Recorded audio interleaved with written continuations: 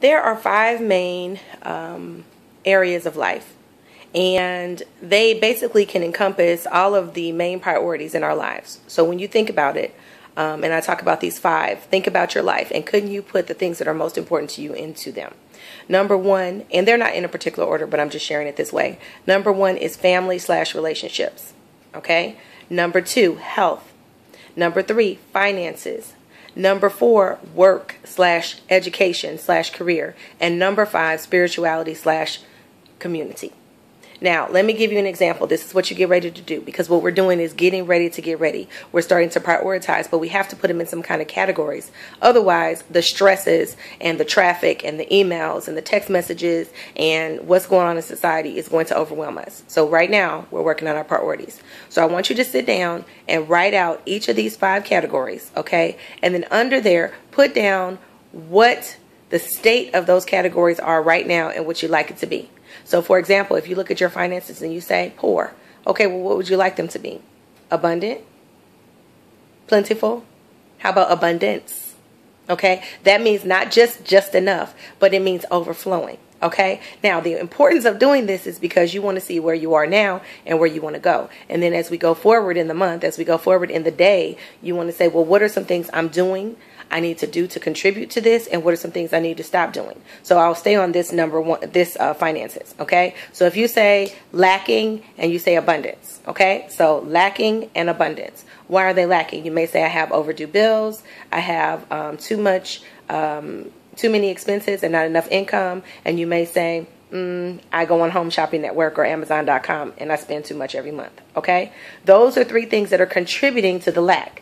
Now, what are three things that you can start doing or stop doing that can take away? Well, you can say, I'm not going to shop anymore on Home Shopping Network. I'm not going to shop anymore on Amazon. Or how about this? If you're addicted to it, you can say, I'm going to put a spending limit. I'm going to say $50. That's it. That's all I'm going to do.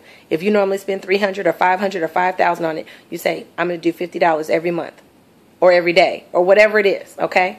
And then you say, all right, well, I'm going to sit down and I'm going to look at my bills and see how much I actually owe. Because a lot of times we know we have those bills, but if you tally all the bills up and you say, what are my current due? What are my past due? And what is the total overall debt? It will get your mind right. Okay? Now, going back to creating abundance. If you are spending more or your expenses are more, just your normal bills are more than your income, then you get to look at it and say, okay, well, do I need some more education? Or do I just need a second job?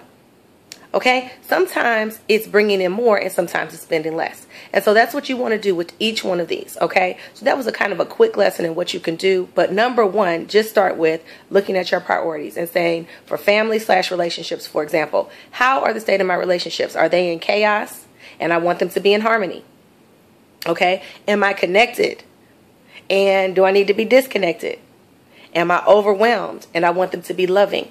Whatever it is, you want to start thinking about the state of each one of those categories and then start to list what's going on in those categories, which will help you to be more effective.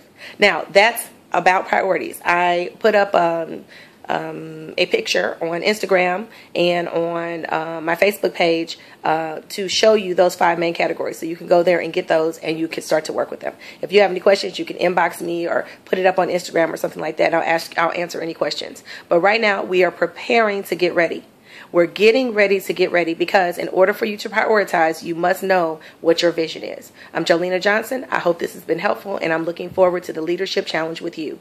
If anything I've said has helped you, please use it and share it with someone else. A lot of times we make assumptions that people know what to do, and sometimes we cannot see the forest for the trees. It's easy to identify what's going on with somebody else, but it's much more difficult sometimes to do it with ourselves. I'm doing it with you. Take care. God bless, and I'll see you soon.